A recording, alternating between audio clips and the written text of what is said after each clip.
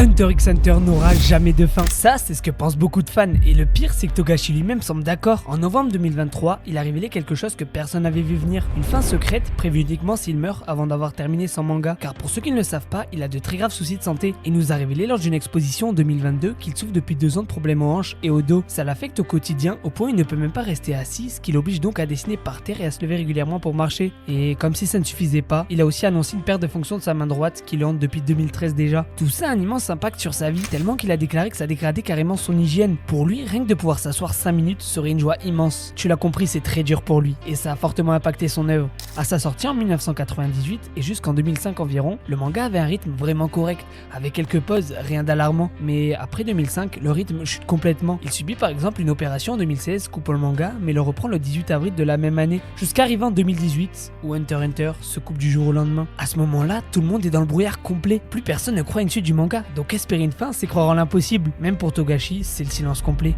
Est-il toujours en vie ?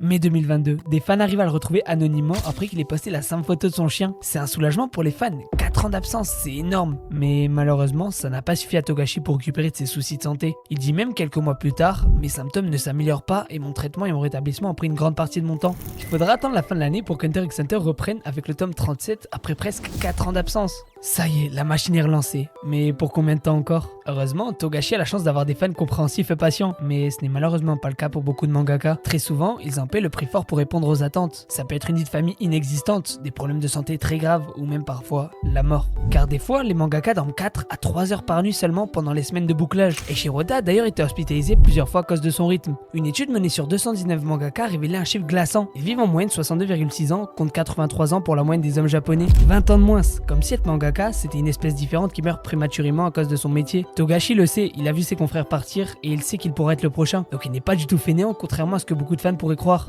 Maintenant, accrochez-vous, parce que ce qu'il a révélé en novembre 2023 a tout changé. Il a dit qu'il a préparé 4 fins potentielles pour son manga. 3 fins qui nous sont totalement inconnues et une très particulière qui nous a décrite en personne. Mais celle-là change absolument tout. J'y reviens dans un instant. La première fin potentielle est la A. C'est la plus safe selon lui car il estime que 80% des fans seraient satisfaits de cette fin. La théorie la plus connue sur cet ending dit que Gon et Gin arriveraient sur le continent sombre, là où ils retrouveraient Don Fricks. On pourrait aussi imaginer que Kurapika comprend que la vengeance ne résout rien et trouve la paix intérieure. Ou encore qu'après tout ça, Gon devient un hunter légendaire et accepte enfin son père. Bref, l'happy ending de base. Si la théorie est vraie, il n'y a pas ce côté twist de fou comme avec SNK ou Code Geass, mais ça permettrait de conclure le manga très proprement. Après, je sais pas si ça collerait vraiment à la maturité que Togashi a su instaurer. Perso, je pense pas que cette fin verra le jour honnêtement. Dans la fin B, Togashi préchote 50% de fans satisfaits cette fois. Elle, on sait pas trop, mais beaucoup de fans pensent que la guerre de succession continuerait, ce qui causerait beaucoup de morts. Après ça, le Black Wall arriverait sur le Dark Continent, mais on ne verrait qu'un bref aperçu. Avec 50% de fans déçus, on peut facilement imaginer qu'il aurait des morts comme Kurapika et Killua. Ça reste une théorie, mais ça pourrait laisser une intrigue ouverte avant la fin sur le Dark Continent, ce qui risque de ne pas plaire à beaucoup de monde. Et perso, je trouve que ça serait la pire des fins. Maintenant, la fin C est la plus sombre, mais aussi la préférée de Togashi. Il pense qu'il y aurait seulement 10% de fans satisfaits. La théorie la plus connue stipule que le Black Wall coulerait avant d'arriver sur le continent sombre, ce qui tuerait tous les protas et qui arrêterait le manga. Et c'est cohérent, car il a dit dans une conférence avec l'auteur de Naruto qu'il veut détruire tout ce qu'il a créé. Et une autre hypothèse qui veut que Paris Stone prenne le contrôle du monde, ou encore que Killua devienne le nouveau protagoniste. C'est souvent les plus risqués qu'on aime, mais seulement 10% de satisfaction, c'est que dalle. Moi je veux soit cette fin, soit un happy ending, mais pas un entre-deux chelou comme la B.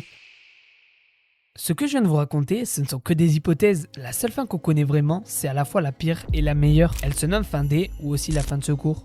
Togashi dit « Au bord d'un étang, une jeune fille se nommant Gin se tient immobile en tenant une canne à pêche. La canne ploie soudain et la jeune fille s'écrie « Sa mort, sa mort !» Elle prend sur son épaule l'énorme poisson et s'avance fièrement devant sa mère puis s'exclame « Comme promis, j'ai pêché le doigt de l'étang, maman !» Elle s'approche de sa mère et continue d'une voix plus mesurée. « Avec ça, tu ne pourras plus jamais me dire de devenir hunter !» Sa mère accepte par dépit et Gin s'en va avec le doigt de l'étang sur son épaule. Après ça, la daronne dit à son mari « J'espérais qu'avec la pêche du doigt de l'étang, son intérêt pour devenir hunter se serait éveillé. Pas toi ?» Puis son mari répond « Ne jamais quitter l'île et reprendre le magasin. » C'est le souhait de Gin pour le moment, respectons-le. Une jeune fille heureuse et une vie paisible sur une île, c'est presque un happy ending, sauf que c'est l'inverse. C'est précisément parce que cette fin existe qu'on devrait s'inquiéter. Car si aucun fan ne veut de cette fin, c'est parce que c'est celle prévue au cas où Togashi décéderait avant d'avoir fini Hunter x Hunter.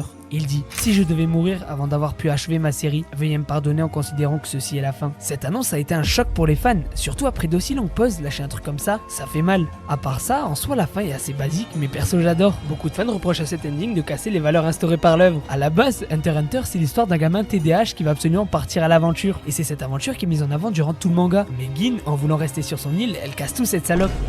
Non, plus sérieusement, pour moi ça ne casse pas les valeurs de l'œuvre, ça montre juste qu'Hunter x Hunter est flexible et peut aussi nous montrer d'autres messages. Là, en l'occurrence, c'est celui de choisir sa voie et non celle qu'on nous impose. Mais je suis persuadé que Togashi trouvera une fin où personne ne s'en remettra, car il a révélé qu'il ne pouvait pas choisir entre ses 4 endings et qu'il aimerait trouver une fin qui lui ferait abandonner les 4 sans réfléchir. Perso, vu le bon football qu'il nous lâche depuis des décennies, j'ai confiance.